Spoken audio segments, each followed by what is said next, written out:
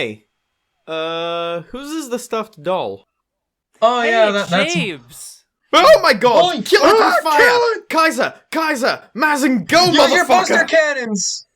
Alright, you lemon son now! of a bitch! I'ma send you back to the fucking getter! Do it! That's okay. I'm good. Please no. Okay. Ah! Fuck!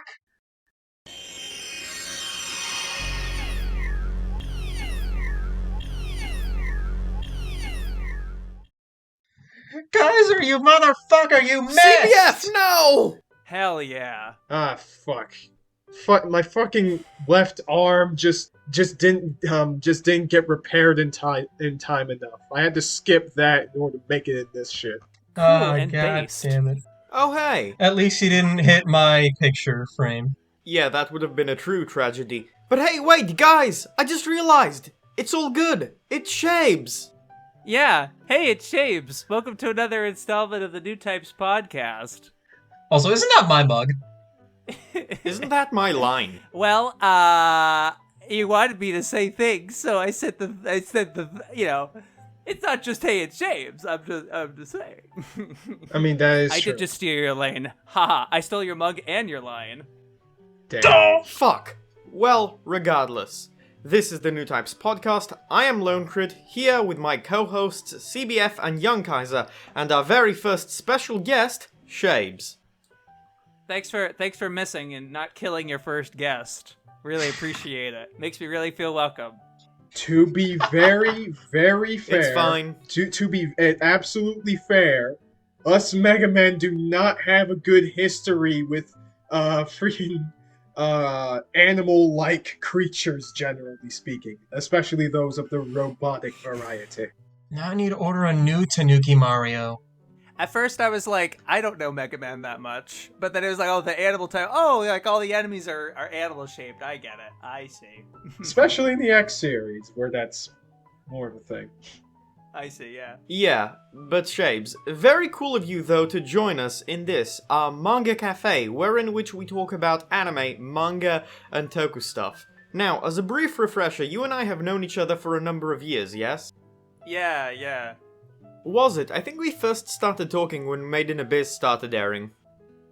Oh, was that? Jeez, that was I a guess while so. ago. That's pretty specific. 2017. Yeah, when it was on episode 3 or 4, I distinctly remember, because you and I were watching it weekly. Yeah, I guess. Man, what server were you on? Did I? Yeah, on Roger Smith 2004 server. Not to be confused with Roger Smith 2006 or Paradigm's Top Negotiator. The server you're referring to, by the way, is called the world's first syscon and/or maid server. which, you know, I think it's a case where it was at some point where Roger relinquished control of that server and gave it to somebody else. I forget who. I apologize. It's been a while. It was Rags, Oh, right. Okay. I think. And I think his server was like the first Discord server I ever joined, which is really weird and funny. And I'm still Really? on it. I almost never post there anymore, but like, cause I don't know, it's just, I don't know. I myself haven't been on that server in such a long time. Even longer since I talked to Roger. I sometimes joined voice chats. Yeah, but it's not relegated into that like folder. I don't know if you guys know, like with Discord, you could put servers in like a folder. And like that folder is I did. I it's knew like too. relegated. It's like that's the folder. It's like the if dead I get to me folder. if I get notified, sure, but I'm not looking. You know what I mean? Because it's too active or not interesting. I don't know, or dead. A lot of servers I'm in don't post almost ever. So That is true. I feel this. I feel this very much. Same here. I think I'm just feeling so bad. Yeah. I'm feeling so bad for CBF having his mug stolen by you. I mean, Actually, Shaybs, in all the years I've known you, I never took you to be a thief. Yeah, top 10 anime betrayals. I mean, as you can see, I'm actually using my mug, unlike some of you. I mean, kinda all of you, if I'm just saying. Hey, okay, stop, look. I am from Greece, okay? So I have an excuse. In Greece, we know how to make our coffee last for hours. It's a cultural thing, okay? Back off. I see. You like lukewarm coffee, I understand. By the way, my thing wasn't coffee. I like every kind of coffee so long as it's good. Okay. So, now let's get Yeah, into we can get back something. to that later. But guys, I finally did it. For years, I've heard of you talk about a Gundam in my presence ad nauseum, much like how I have done with you guys, with my great loves, Doctor Who, Kazuhiko Shimamoto, Blazing Transfer Student, and the Kamen Rider franchise, and many more. And mecha was never really my thing. You whore.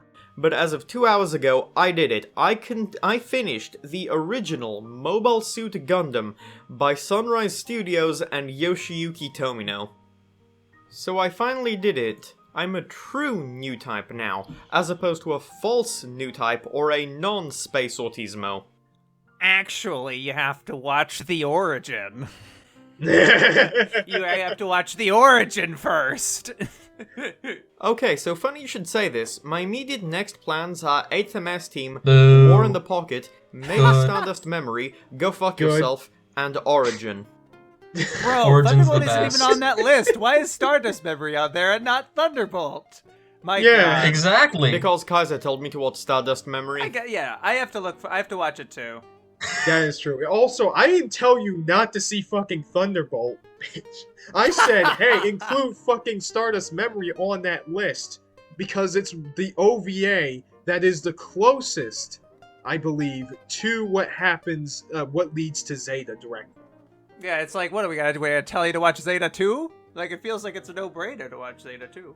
Regardless, I don't know about Double Zeta. Honestly, before moving on to Zeta Gundam, I feel I'll be good for a bit. I'm really apprehensive about Camille as a protagonist. Honestly, firstly I want to finish G Gundam, because I never mentioned it before, but I am like 5-6 episodes away from the end. I was told I can start that without any price of admission Yeah, or you any can. consequences for the franchise, because it's so different, so I thought, hey, what the hell, because as you guys know, It's the dumb gar shit. The designs are by my favorite mangaka, Kazuhiko Shimamoto, and I think we can all agree, right now, G Gundam is just very lone crit core. It's incredibly lone crit core. It's one of the lone crittiest anime ever. I mean, it's also directed by Imagawa, who is a huge super robot guy, and like he's kind of like the super robot creator of like the 90s and 2000s of sorts. Absolutely. I need to get back to G at some point because it was several years ago, but I kind of like I liked the first core, but then I think sometime after Master Asia was introduced and we got to like the Heart of Cards stuff, that's where it just kind of fell off. I know you mentioned not liking that part as much as well, Lone, but you continued on. How much better does it get after? It has highs and lows. I thought the training arc in some places was a low, especially because, Dormon's character arc kind of does a bit of a loop-de-loop, I've heard. where, it's weird, because, like, he's supposed to mature and not treat Rain like shit, and then he proceeds to act immature and treat Rain like shit afterwards. Even though the whole training arc is, like, about honing his will and shit in line with the, I believe, Japanese martial arts contest, notion of ki, of turning your willpower into a weapon and concentrating that to make it something that can create tangible results in the real world. Oh, by the way, just putting it out there, since we're talking about G Gundam, random complaint, I'm really annoyed that it's first the Shining Gundam and then the here we Burning go Gundam. with this one. Because... Hot take coming here. Pedantic fuck. Because... Well, firstly, I think the Shining Gundam and the Shining Finger are cooler, but discounting that for a second, right? Discounting that. Yeah, discounting your wrong thing. The Burning Gundam has more... Yeah, the Burning Gundam has more stuff on it. It's a more complex design than the Shining Gundam. And the special moves themselves... The Shining Finger relies on creating a single deadly point that can pass through anything efficiently and destroy just the very thing it touches, completely disintegrate it. It has the power to disintegrate anything it touches. The Burning Finger, on the other hand, anything that it touches, it fills it with energy and makes it explode from the inside. Considering Dormon's character arc of learning to control his emotions and harness the power of his emotions and will to focus that on a single point for a single goal, a single purpose, rather than tempestuously flailing his emotions outwards, letting them explode and destroying anything and everything in his path.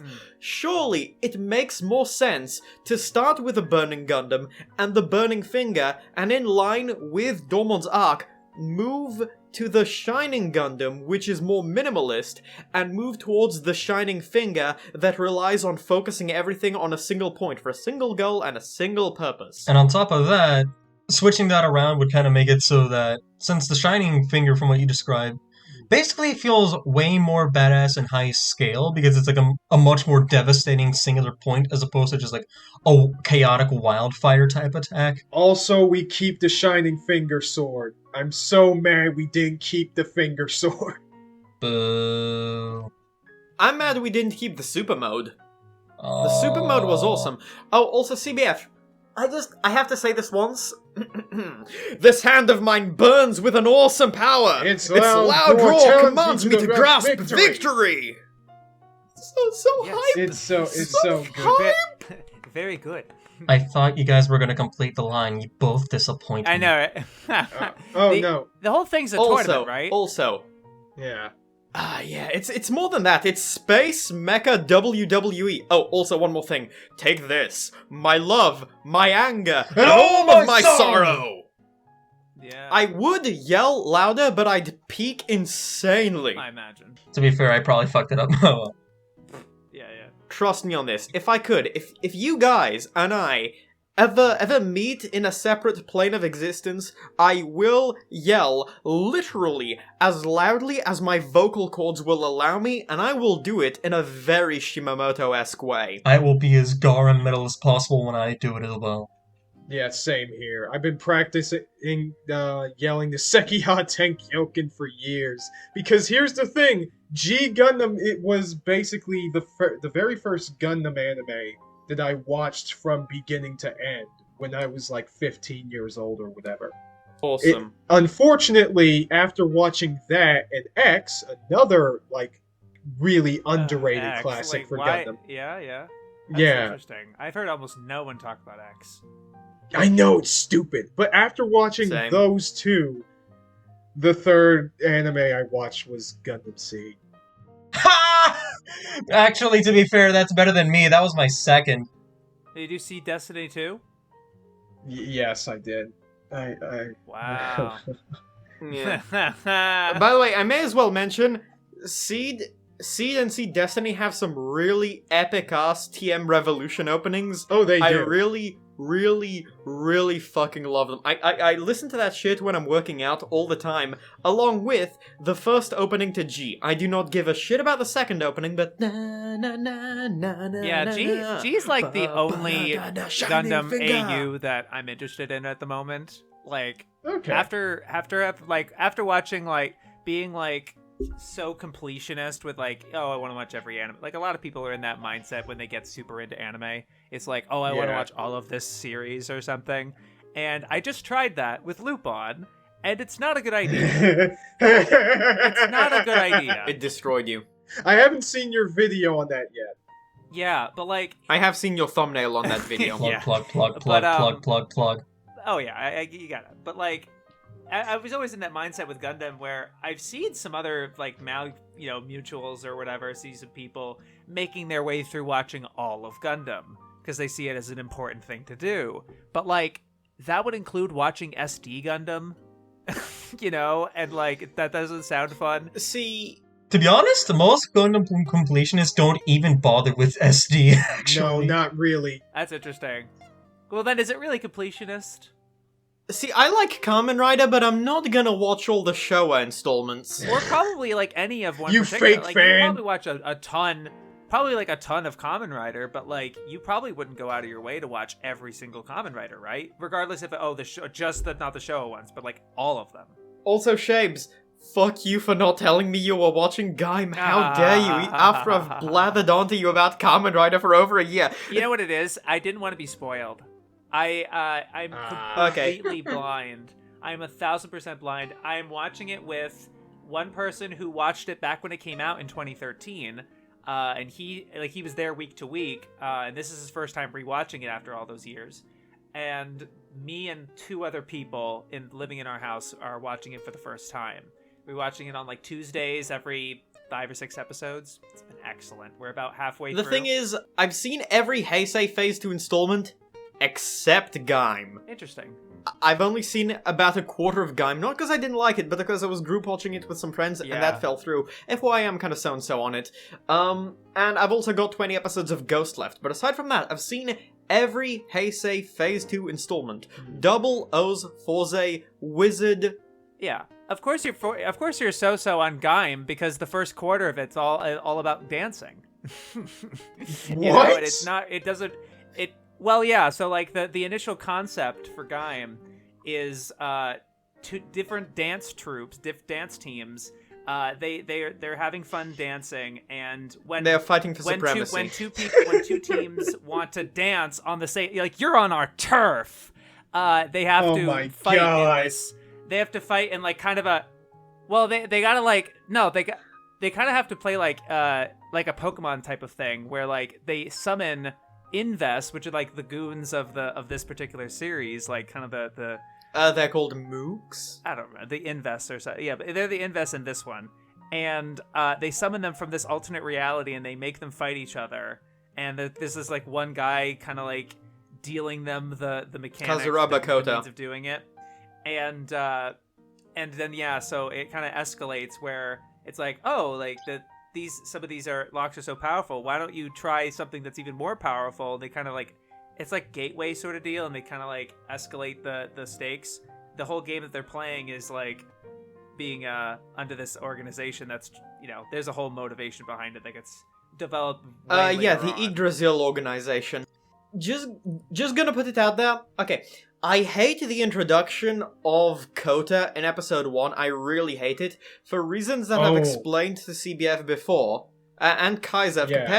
I've compared it like 1-to-1 with the introduction of Yusuke Godai in Kuga, which is almost exactly the same thing, but done so much better. But I'm not gonna go into that. Yeah, I don't have a frame of reference to it. This is my first Kamen Rider. Yeah. I've seen a few episodes of Drive, but that's it. Okay. Yeah, get back on Drive. The first half is really weak, but the second half is actually fucking amazing. Like, ever since they get into the serial killer story halfway in. But regardless of that, I was gonna say that the secondary rider of Gaim, Kaito Kumon, has my favorite introduction out of any secondary rider, almost any secondary rider in episode 2, where the kid is stuck in the tree and Kota can't help him, and Kaito just comes along like, fucking jump, pussy! Doesn't say that, but he says something very along those lines, and I really, really like that. Yeah, it's more like the kid, the kid's like, hey, do it yourself. And he's like, his whole thing is he champions power and strength,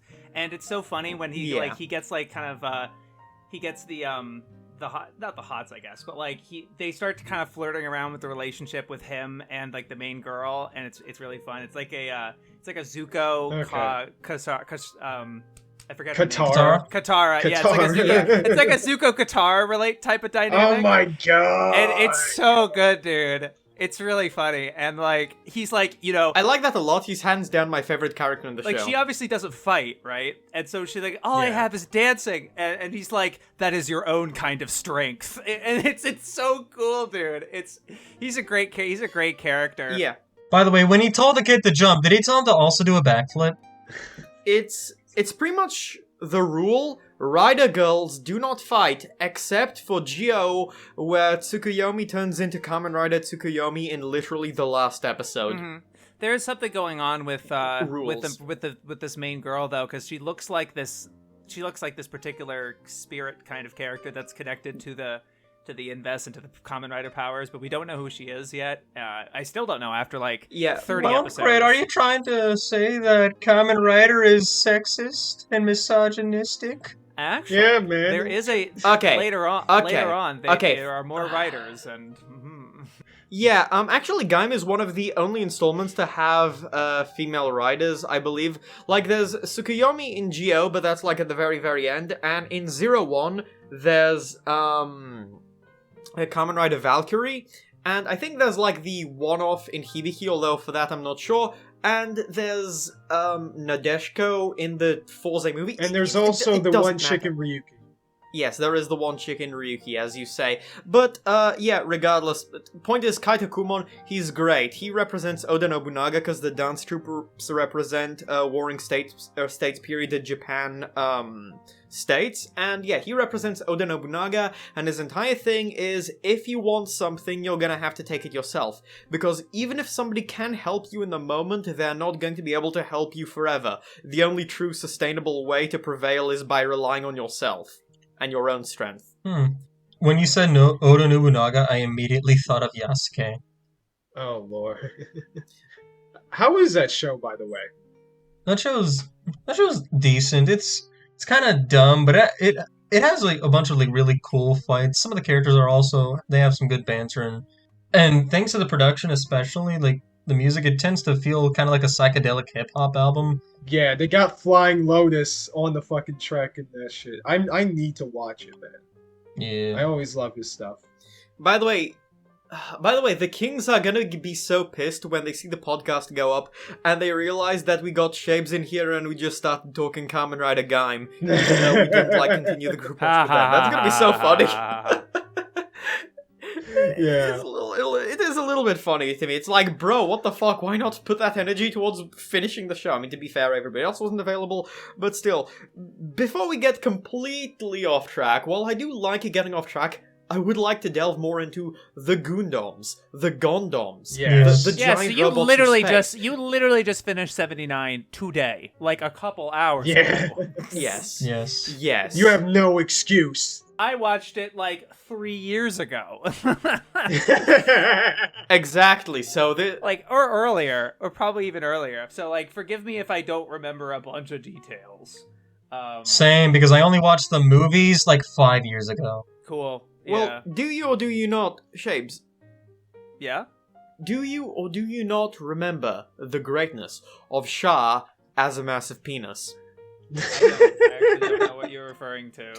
Are you? Is this How a meme? dare you? I'm referring Chad Aznable. Yes, it is a meme. You see, Shah Aznable has in fact so much big dick energy that I think it's only fair that he's earned the name Shah as a massive penis. I don't know, Yes. dude. He's cool though. I don't really want to just. I know he's His cooler whole in thing Origin. isn't so much about being a penis, you know. He's so much better than that.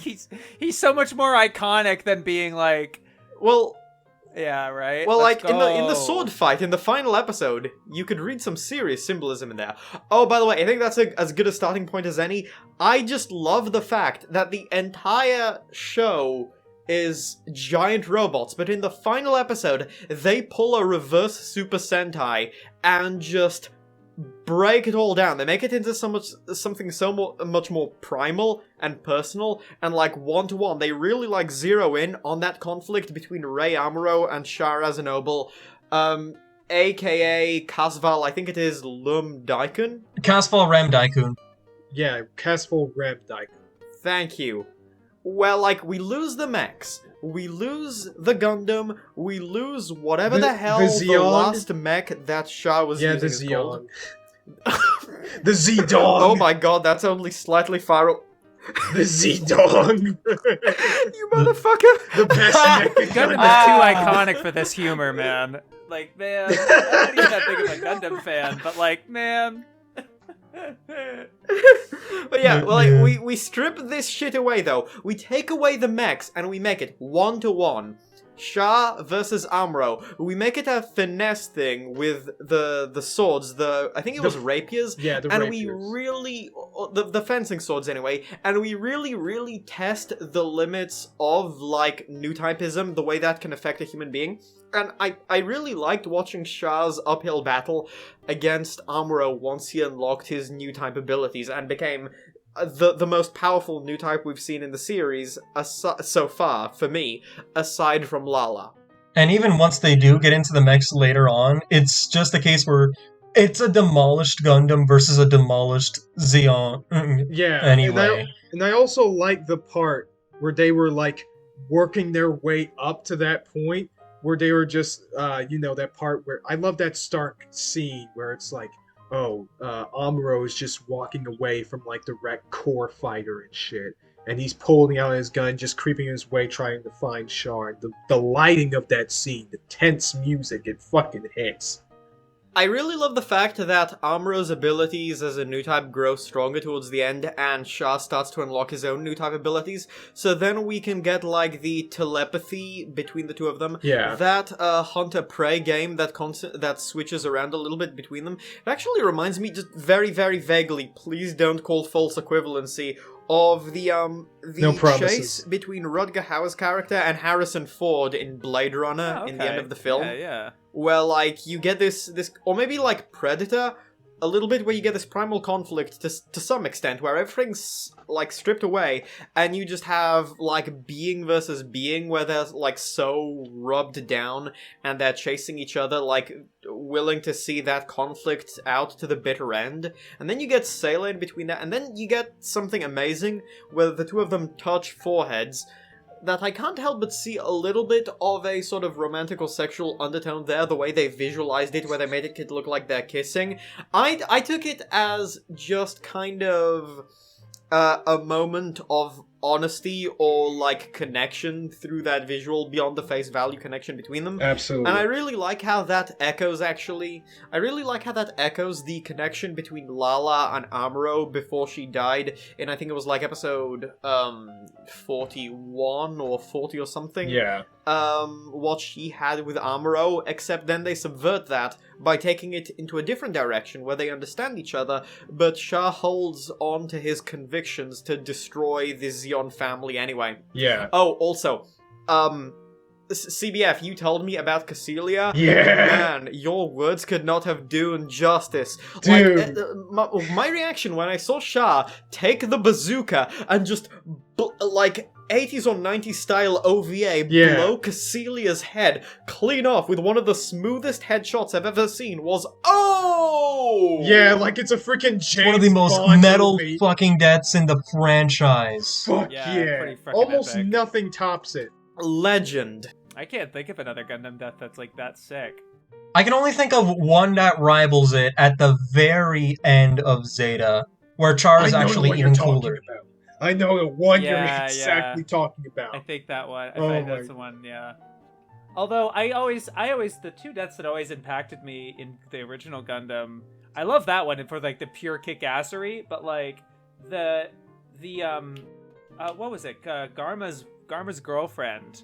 Like, the episode after he dies. Yeah! Her, My like, God. like slowly falling off the ship, and, like, the way it's animated, it's so slow, and you're like, wait, does she die?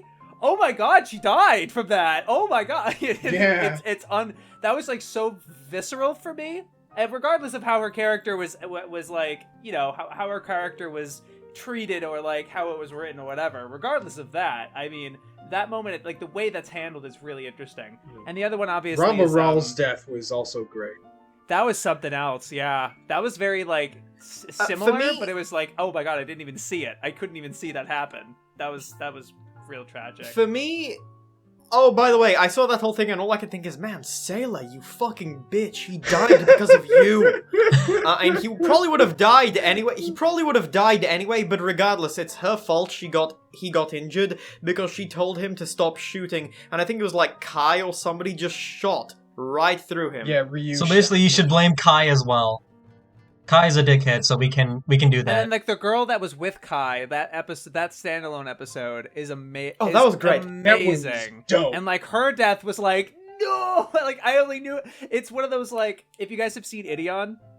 Have you guys seen Idion yet? I've seen a little I bit. have not. I Okay, haven't. I There's haven't a seen the whole thing character. yet. There's a character called Kitty Kitten, and, like, her whole, like, she's a very, very infamous case of, like, a girl that shows up very later in the series, but makes it. It's like the Kaoru of Idion, where she makes fair a enough. huge, like, a huge difference in, like, the characters' lives, like, emotionally, but she's only there for, like, 2 episods.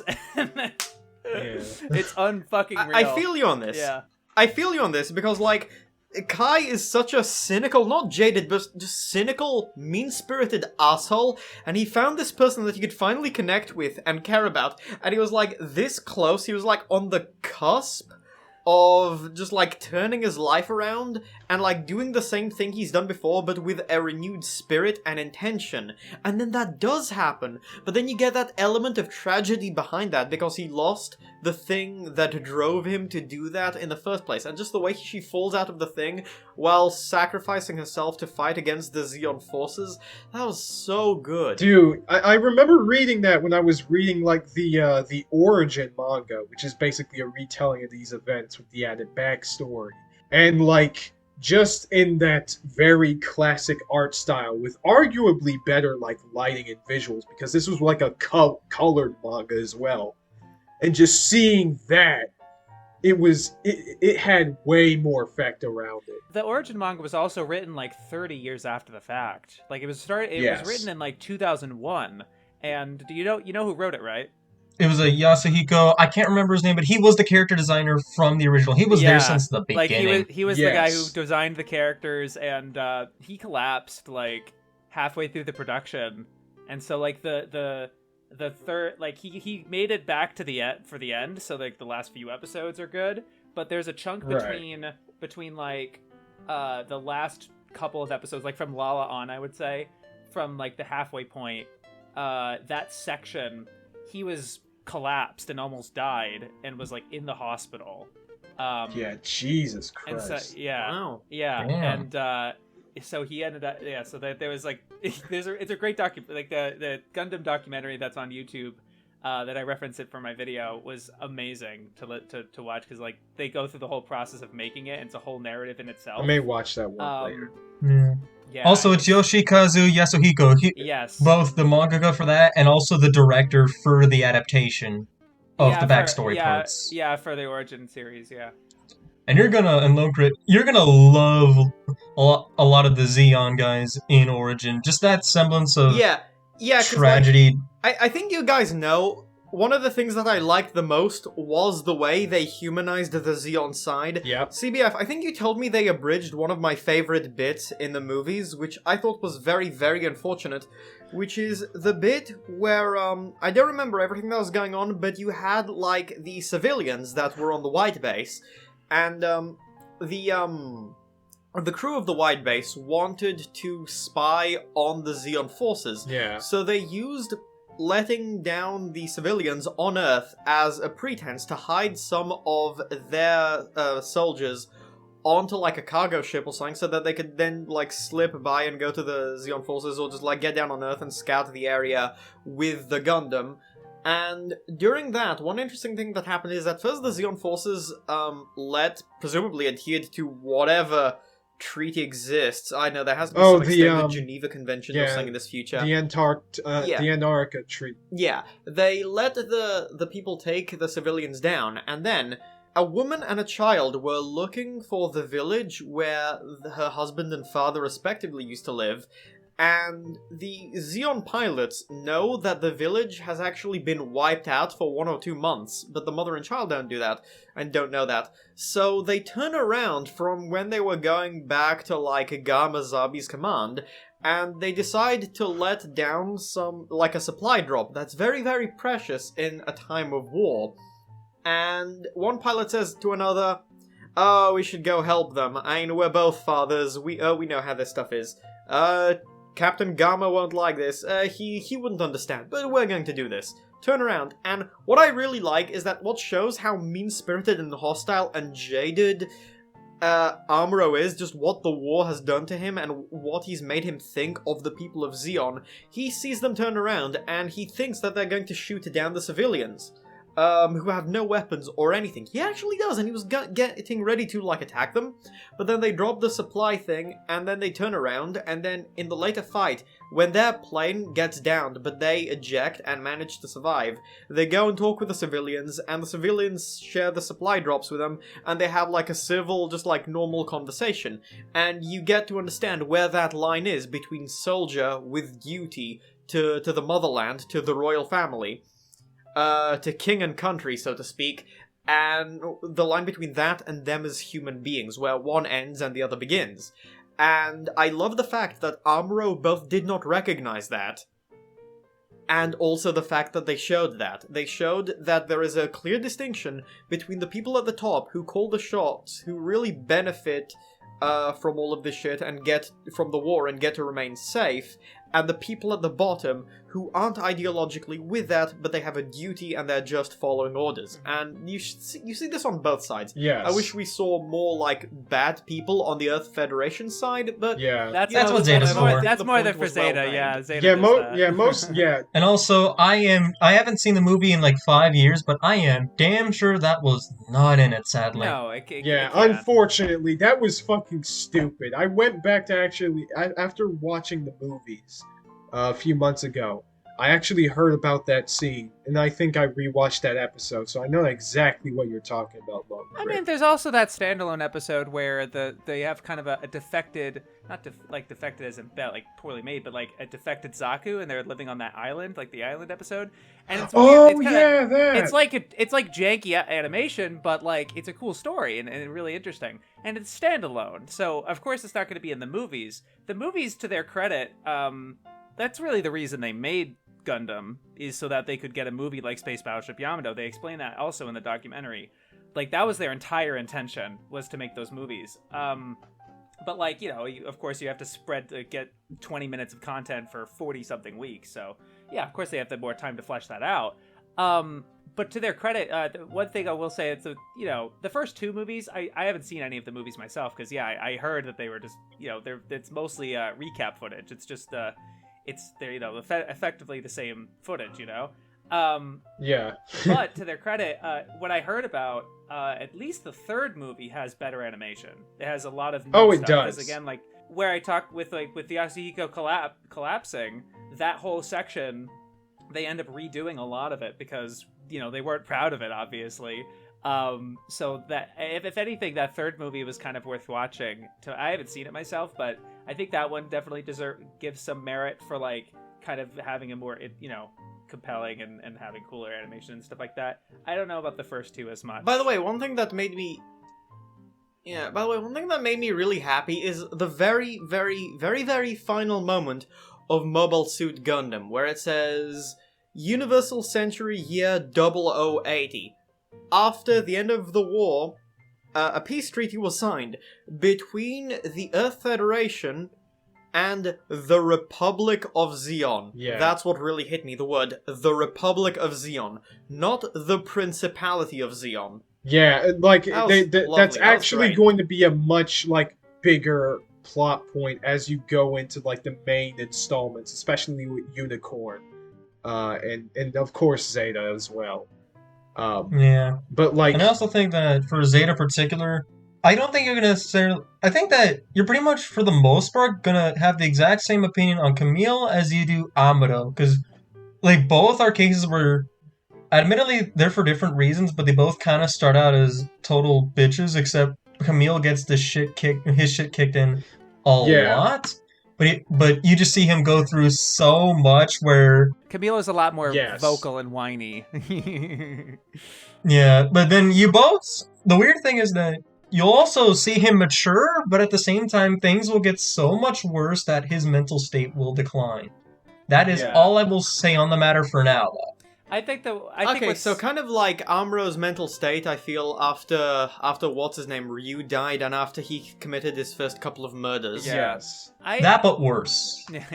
I had my problems with Zeta when I watched it years ago, but that was before I became like a Tomino fan and really started liking the way he writes his characters and the dynamics and a lot of his stuff, and became a fan of his work. So I'm looking forward to rewatching Zeta, but I will say like Camille was not the reason I didn't like it at the time. Like, he was actually, I really like protagonists like him that are very, very unpredictable, that are just kind of like, you don't know exactly what he's gonna do. Yeah, he's definitely one of my favorite Gundam protagonists overall. Same, especially by the second half, and it just kind of becomes hard to not feel miserable for him. Yes, because I think, a lot of the narrative does a very good job at just addressing this sort of, his juvenile way of thinking in the forefront, and just challenging it and just beating the shit out of him. Not figuratively and literally. And when you think about it, like compared to the journey that Amuro has and Camille has more or less a similar journey as everyone else on the white base. You know, they're all adolescents in the middle of this war that they did not sign up to, and they have this weapon, whatever. But like Camille has more things directly happen to him that affects him mentally. Like certain people in his life, like, you know, Amuro's mom doesn't die in that scene, you know, when he meets up with her. I feel like that could have been a lot darker, but, you know, Zeta, on the other hand. I feel that already was really dark, and one interesting thing that I really liked is some of the new type powers that they gave Amuro, because at one point in time he was partially able to predict the future, or a potential future, based on the track things were currently on, an extension of his ability to feel life. And there was one bit where his dad was in the workshop, and he's completely indifferent to Amuro, to his mother, to having any kind of purpose in his life beyond working on the machinery, to like... You know, he's become a complete and total cog in the war. It's consumed him. It's his purpose. And Amuro, like, briefly foresees a future where his dad dies, slumped over his desk, and this is the father that couldn't give less of a fuck about him to begin with, beyond his capacity as the Gundam pilot. And it's like, ouch! Yeah. Ouch! I love that. Wow, that was great. Yeah. And then he just leaves crying, and it's like, Amuro, this is the dad that doesn't give a fuck about you. Because he already had his emotions broken in that regard when he saw how many fucks his dad doesn't give. Yeah. Which is interesting. You know, they see each other after so long. Yeah. Yeah, they see each other after so long, by the way, and his dad is like, oh, Amuro, it's you. Follow me. Here, device. Make a Gundam better. Yeah. I guess it's, in a way, that's sort of like taking in a lot of the tropes at the time in regards to mecha series. You know, the dad or like the authority figure are usually like super reliable and like designed to make the robot better and shit like that. But, you know, I feel like this is like that aspect, at least in this specific way, taken to an extreme. Where it's like, hey, to him it's more about like the robot doing good for the war rather than like his relationship to his son, because like fucking Tem Ray was just off his fucking rocker when he met Amuro again. Albeit it's nowhere near as extreme as, say, Ava, where it's just like Gendo actively appears to not give a fuck about Shinji, and it's just like, get in the robot or you get out. I don't care. The robot is what matters most. Yeah. By the way, I don't think we quite have time to go into this, but all I'm gonna say for now is respect to Harmon. Yes. She is one of my new favorite female anime characters. Bro. Harmon is a fucking Harmon badass. is Bro, great. you're gonna love Origin. Yeah. I'm sure I'm gonna love Origin. Yeah. But the way she like okay, we're introduced to Shah and he's fucking crazy. Without a mobile suit, he goes right into the white base where people are shooting at him left and right just to like steal something. And then he goes like close quarters to the Gundam that can destroy his Zaku with pretty much a flick. And he goes in close quarters and just dodges everything and does repeat hits. And then on the other hand, we get Gamazabi's fiance that dies just like at the drop of a hat. But then, right from her, we go to Harmon, the next quote-unquote spurned lover, or hurt lover anyway, due to her lover dying, and instead we get this crazy fucking badass woman whose idea to take out the all-powerful Gundam is to, like, have this thing with a bomb, like, automatically go towards the white base, and then while Amuro is held back trying to stop it with a Gundam, she goes right behind him and at point-blank range shoot right at him and the Gundam, and the only reason why that did not work... It's because Ryu sacrificed like, himself. Yeah. Yeah, and consider, she had the balls to count on the fact that the white base, which was right behind her, would not shoot at her, because then they'd also shoot at Amuro. Yes. Awesome. Fucking big is brain badass, women. and I love her. We stand our big brain women. Big dick energy. She's amazing. You will love her just as much in Origin, I promise you. Origin is god tier. Her and Rao are great in Origin. You will love, even the guys you didn't care for as much, like Dozel, they will get their time to shine a lot in Origin. Yes. Yeah. Oh, by the way, respect to Gamazabi. Now I'm really not gonna go into it, but just respect. He was a good, worthy, hardworking, committed, dutiful man with a richness of emotion. You'll love He's Garmer great. in I love Origin him. too. He's gonna be great at that. And speaking of awesome OVAs, do you think it's time, lads? Oh yeah, it's fucking time. Oh, Two things. Before you get into that, two things. Number one, Newtypes, they are fucking hacks. They are insanely broken, and I don't get... Just, wow. Second thing with Lala, really, really confusing. I needed to read her mal entry to get that, and then I only kinda sorta saw it. It's weird, but I get Bro, it, it's considering just Newtype is cool. She melted into space. What more do you need to know? they had space mind sex. Bro, that The was some space cool stuff is gonna get more... No, autism... Blah. The new type stuff's gonna get way more bullshit as time goes on, don't worry. God. Yeah. Also, for future episode, Amuro's mother, that story, great. that one's good. And the way the war, like, fucked him and made him jaded and cynical and made him a murderer, made this kid a murderer, all of that was great. But without further ado, Kaiser, take it away. Because this, my dear viewers, we need to fulfill a promise. A promise that we made in the last podcast, where we are finally going to talk about Getter fucking Robo. I do believe in Getter. I do. Yes, we indoctrinate our viewers into the church of Ken Nishikawa, the king. Rest in fucking peace. Let us all activate our getter/big dick energy now. Bro. Yeah! Let's go! Bah! Blazing Aura, activate. First things first. Let me briefly talk about the original, because I know Lone Crick, when I told you I watched 2 episodes of that, you had stuff to say about the fact that all 3 of the pilots were introduced within like the first 3 minutes. Because it's just like, it's just like, Yeah, what the actual Hayato- fuck? yeah, like, Ryoma is like playing football for the non-Americans out there, or soccer for the actual Americans out there, plant burgerines.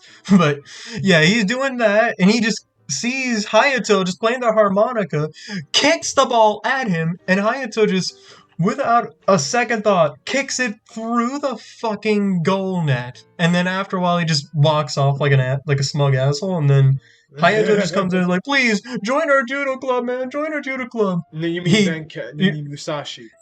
In Musashi, yeah. And then Hayato just like, nah, bro, you guys are pussies. And then they all get mad and he beats up all of them and just walks off. That is like See, the beginning of the show. this is not only incorrect, this is cursed. Yeah, this is cursed because I read fucking currently I am within the first 2 arcs of the Getter saga, Getter Robo and Getter Robo G. Also, Ryo beheaded the dog. Bro, you haven't even gotten to G yet? To go yet? Not yet. I'm in Shin. I'm you're in Shin. reading that. Oh, you're reading yeah. Shin. You're doing Shin then Go. That is what I did, and I Yeah. kinda low key wish I did Go Shin. I kinda wonder. I get that Shin happens before. But Go came out Yes. first. And like I don't know. I think it's because like Shin is so fucked. Shin gets so fucked where you're like, what the It fuck does. is this? What the fuck is happening? Right? Yeah. I feel like Go, you're able to it eases you in a little more. So like if you already got super fucked up from Shin and then you read Go, you're like, this isn't so bad. Yeah. It's still really crazy. But That is it true. more like eases you in, and then like Shin is just I'm in more the of first it. 2 chapters of Shin, anyways. Oh my god! But I completely understand you doing Shin first. No judging, because that's exactly what I did. And yeah, no, I mean, it's understandable. it's still my favorite entry, even after reading Go. Like most people Really? say Go is their favorite, but at least the fans Okay. that I've talked to it's usually Go is their favorite. But fucking Shin Right. is so amazing. it's fucking Yeah, insane. the It's first insane. 2 chapters of Shin is fucking great. Like Mm. the first chapter especially, because Yeah. CBF, I'm going to need your input on this, because you're on episode. You watched episode 11 of Armageddon, right? And wait, I'm just Yes. what was it? Fact check for me. You got into the I also part saw where 3 episodes of Armageddon. yeah. Did you get to the fight between the OG Getter team and Shin Getter versus the Professor and Yes. Yeah, that's episode 11. Oh my god, that sounds sick. yes. So okay, we'll get to that one before this, but because that is one of my favorite fucking fights of all time Me too, in fucking general, man. It's because here's the thing: the first chapter of Shin has almost like set pieces of that exact fight up until the final part of it where the Stone of Sunshine It's gets similar, in. yeah. It's directly like, you know, the part where, because like here's the thing, in the first chapter of Shin, which by the way I love the way it starts, it's so good. You get like, hey, 3 people who look like Ryoma, Hayato, and Benkei They're just, clearly walking. evil. Yeah, they're evil, and they just like Yeah. they just tear shit up at the Sao Tome lab, right? And they steal Getter Robo G. Then, an actual Ryoma, Hayato, and Benkei, the fucking Chads, they see all this shit. With bigger penises. Yes, clearly. Although, yeah, because like, here's the thing: they see all this shit happen. They see Getter Robo G going crazy, and these fucking mad lads, they're all like, you know what? There's only one way to stop this piece. we got the other one. Do we still have the OG? Yeah. Let's go. Yeah, we still Let's got the go. OG. We got this bitch in the freaking what was it, museum? Yeah. And they're like, but how? Like, we have the stronger machine. Like, yeah, but you don't know how to pilot it. Yeah. You don't know. We're the better pilots, bitch. Yeah. This is the difference between veteran pilots and rookie teams. Yeah. Yes. Exactly. Oh, it's so sick. And that's when that fight starts, just between original Getter Robo versus Getter Robo G. It's fucking amazing. Because the parts that are harkening back to the fight in episode 11 of Armageddon is CBF in Shaybs. I'm pretty sure you remember this. Remember that parts where, like, hey, they change over and over again and try to confuse each other and going back to back. But then, the final time they do it, they change right when the guys in Gero G were about to connect, and they just wreck shit. That same fucking exchange was in the manga, and it's so fucking good. Yeah, like, they literally just catch the head and just like, but how? This is the difference, because we can change in our sleep. We can change Garen in our fucking eyes closed, pussies. Yeah. Just putting it out there, thank God for Getter Robo, because if there was no Getter Robo, then Amuro would have died in the final episode of Gundam. Yeah, like in the original novel, yes.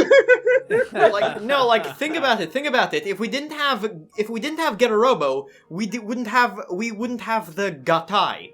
And if we didn't have the Gatai, we would not have the reverse Gatai, which means that the Gundam would have been one unit, and so Amuro would have not been able to detach the core fighter plane, the core ship fighter. thing, the core pilot portion from the Gundam when escaping like the area that was exploding after the final battle, and therefore he would have died. Yeah, I feel like Big I feel brain. like toy commercials, they would have figured that out eventually. I think the novelty with Getter was that you could combine them into different ways and they become different machines entirely.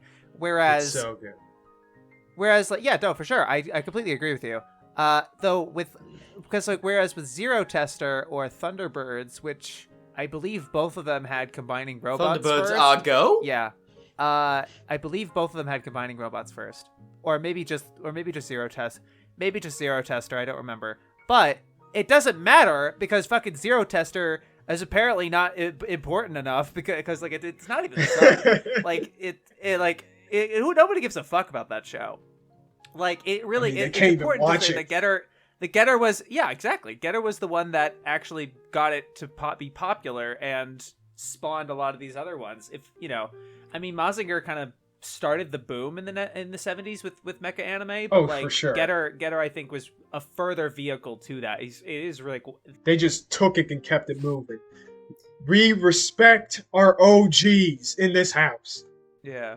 Yeah, by the way, guys, I read, like, the first volume of the manga, Yep. and you know what? Okay, first thing that comes to my head, aside from all of the introductions are great, but especially Hayato, and even more especially Ryoma. Yes. Ryoma's introduction is great. Yeah. Ryoma's introduction is amazing. Which makes me mad that they pussified him in the original. Well, or just they've never adapted it. They've never tried to properly adapt those scenes. I fucking love Hayato's introduction of Yeah.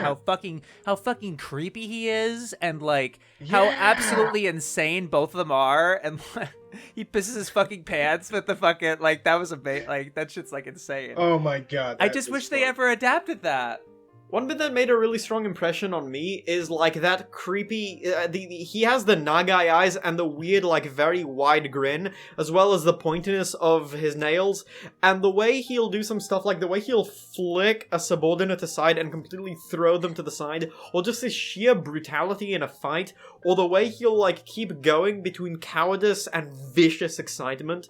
That is amazing. You can really tell he's got the insane cutthroat spirit of a fighter. He has the insanity and wildcardness way more in spades than Ryoma initially, in my opinion, and just that sheer excitement at brutality, I love it, as well as his facial expressions. Very, very nice. I think, by the way, I really love how he contrasts Ryoma, Right. where Ryoma is very much pure strength and, like, expressing strength through skill. Ryoma and Hayato is way more sharp. He has the nails. He goes for the very, like, it seems the same, like, very wide arches in strikes.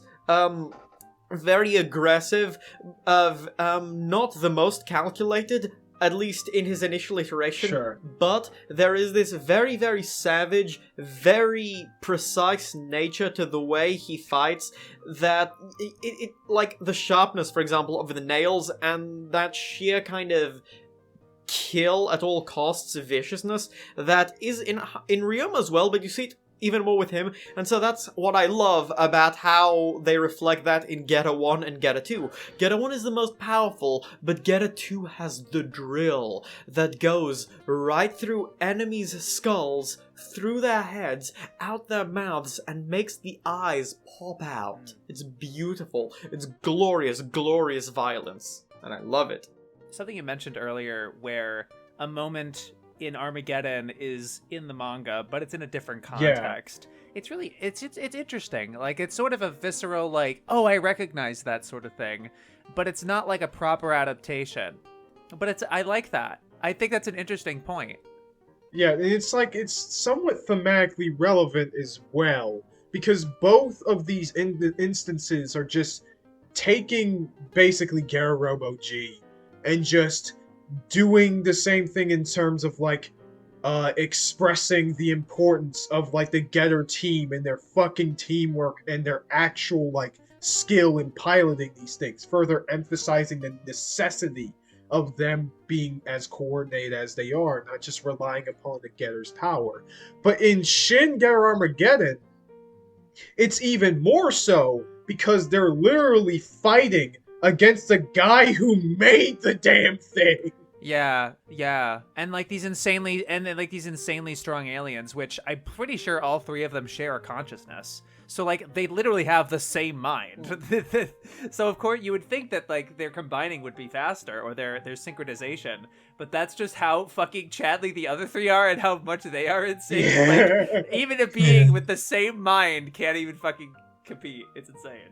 Look, it's very simple. If you have the bigger dick energy, you are better. It's very, very simple. Simple math, yes. I also love the way I love, by the way, the way the Getter 1, the Getter 2, and the Getter 3 are introduced. Specifically, the first time we see the Getter 3, I love how all-consuming its presence is, where it fights the invader, and its arms do some, like, Renji Abarai's Shinkai and Bankai shit from Bleach, where it just wraps all around the enemy. It, like, spirals and coils around it. The Daisetsu Zanorochi, yeah! Yeah, where the portions of the arms, they just separate and go around until they completely engulf it and destroy it. And then you get fucking Getter 2, quite possibly my favorite Getter, with the drill piercing right through the invaders. And then Getter 1 just coming in, slamming down, and tearing them, beating the shit out of everyone, including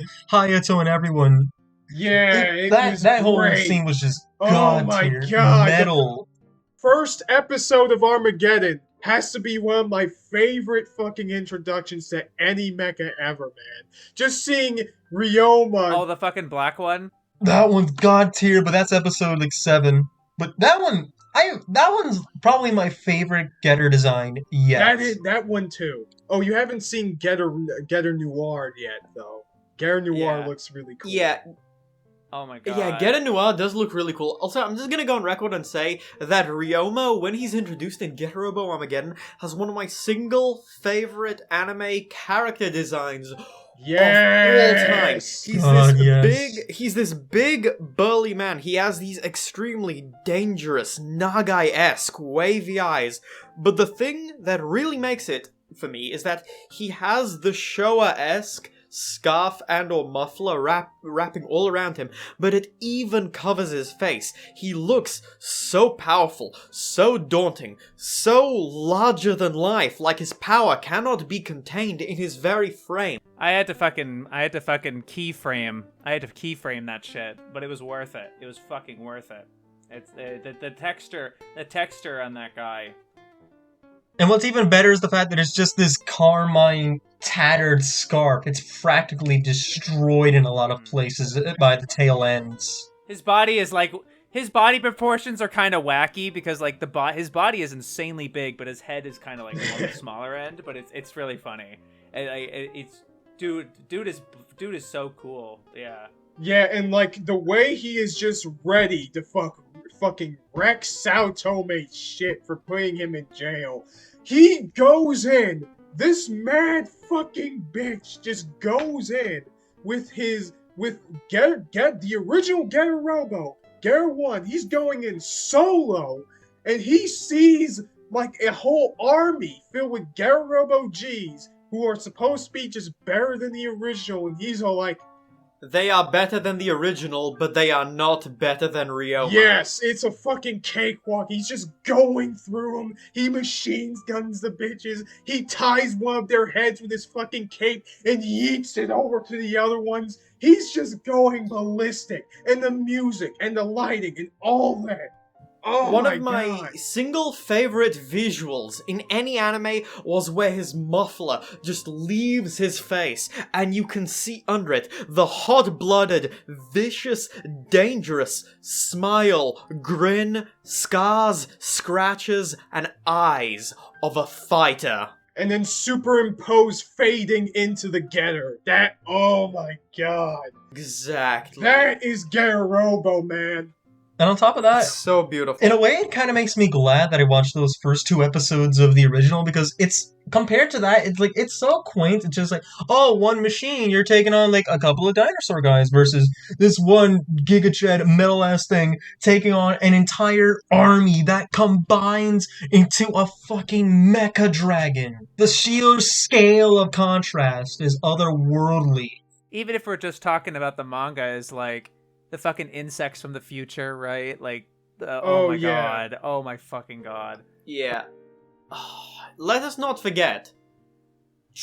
Like, just Emperor Gore, though. Hatsuku naru yume mita ashita wo. No, no, no, no, no, no, no.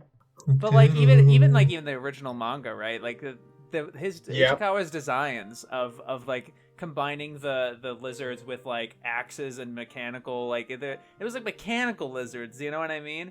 And like just the aesthetic of Emperor Gore, like he doesn't even have that much of a presence on things. He has like the first like chapter 0 kind of thing. He has like that initial presence, but even that, it's like it's such a specific. I don't know. It's still really raw, even if it's like not as crazy as what it would get in with Go and Shin and stuff like, and Armageddon, of course. By the way, getting into one of the best aspects I really love how Emperor Gore is always on the defensive from the Getter team, but then he gets those few advantages, because then we get the jellyfish that absorbs energy, and we get to possibly my favorite chapter in the whole thing, discounting Ryoma's introduction, which is the bit where, like, Musashi really, like, puts his stamp for the first time on the series, where just, yeah, the Getter team come together, Ryoma Hayato Musashi for the first time, they risk their fucking lives, and they get right into the center of that thing for a chance to defeat it. And then who holds out in the end? None other than Musashi, the one with the strongest, most perseverant body. Yeah, and it's so good too. One of my other favorite chapters, actually, is this other one, where it's like, hey, the Dinosaur Empire have, like, taken over this entire fucking village, right? And like, not like village. Actually, it's a town. And then the humans are becoming apes. No, actually, no, it's not that one. It's like a whole city, and like, they surrounded it with a freaking storm creating device. And so, Ryoma's going in, and there are these bunch of kids just trying to, like, get revenge on them with freaking nothing but sticks of dynamite, because all of their, like, friends and family and school have been fucking Classic. destroyed. Ooh, that's the chapter I'm currently on. Yeah. That one's really good. It has some very strong imagery, in my opinion. I wanted to say really quick with, like, Armageddon. I don't know. I've seen a few people with this take, but, like, you know how, like, the first 3 episodes were by Imagawa, and then for whatever reason we don't know, he left the production and a different director took over. I have to say, like, especially the way you were selling on episode 11, I really think 11 through 13 in particular is as good, if not better, than Imagawa's first 3 episodes. Oh, absolutely. I just got to episode 11. Yeah, I would say that was the most insane. That Stoner Sunshine was glorious, especially the way it was animated, and also just how Saotome, once those bug things leave him, he just like, come here, you're staying here, we're dying together. It's metal as fuck. I know. It Yeah. really was like Stoner Sunshine alone that was like, well, Yeah, Stoner Sunshine is fucking holy great. shit. It's my favorite attack in one of my favorite attacks in any anime, despite its but it has a goofy name. Shut the fuck up. He sends a fucking Kamehameha nuke at this fucking thing. It looks amazing. And it's a stoner thing.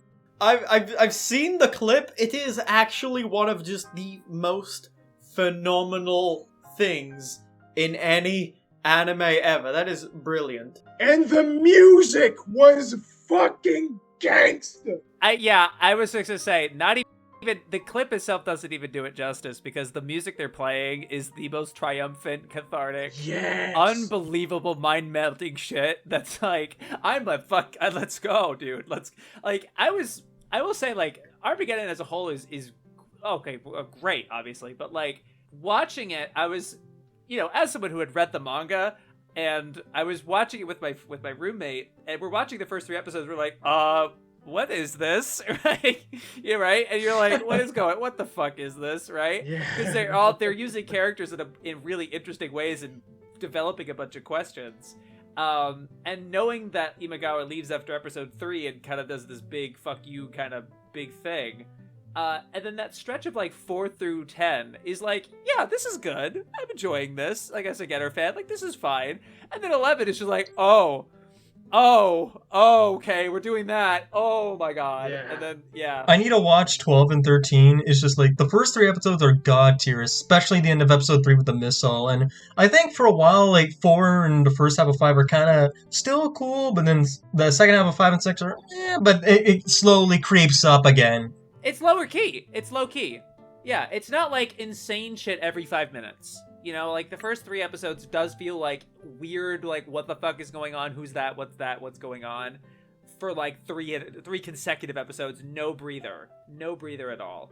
The end of 6 and stuff does feel a bit retconny and weird, but things pick up, thankfully. Yeah, like less retconning, but more like they didn't have the story. They didn't know what Imagawa was even trying to do at the end of that. They're like, like, I would have the same fucking thing. And I think the fact and G said this really well in his video on Getter Robo, the fact they managed to not only salvage it, but like make it amazing at the end is just like, how the fuck did you do that? Like, how the hell did you pull that off? That's as miraculous. Yeah. It's as miraculous as the Getter pilots, succeeding. Like, the way they succeed is super miraculous, and like by the skin of their teeth, it feels the same way. And it's a miraculous production. It's oh man, gotta respect the piss. And I think that's a great note to end on, right, Lone Corp? Yeah.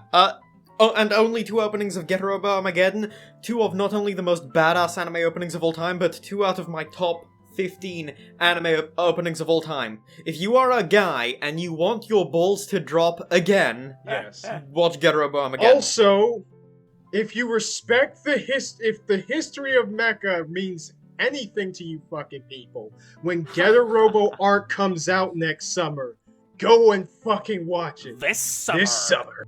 Oh, we are going to be all over it. Shaybs, if you want to come back for that, Yes. by all means. First episode, we are dropping. Yeah, I mean, it'll be weird because like I'll be out somewhere. But yeah, I mean, I'm looking forward to Arc. I think my thing, I'm a little muted on it because as much as I like the point about like, oh, it's cool that like it's new experience. All the anime are its own experience, and it's not predictable like it's a manga adaptation.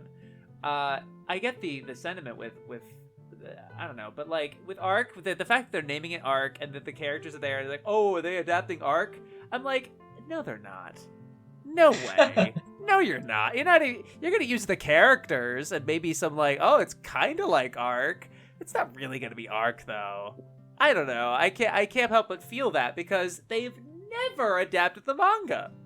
Never. Yeah.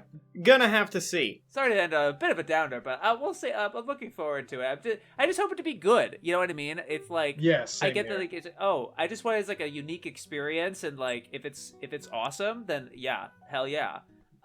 Looking forward to it. Alright, let's wrap it up. Take it away, Lone Cook.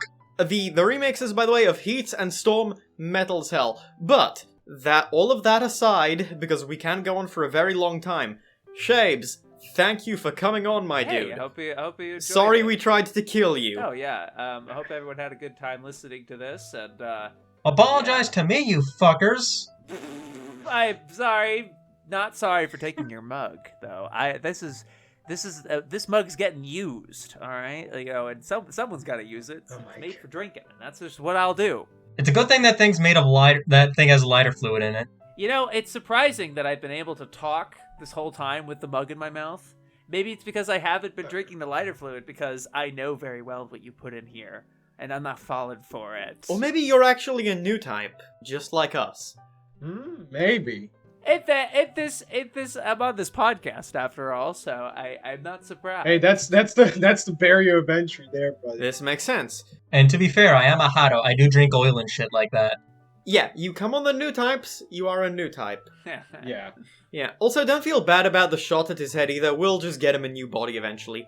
But, with that, we are the new types, signing out, watch Gundam and Getter Robo Armageddon. Yo, peace. Do it, pussies.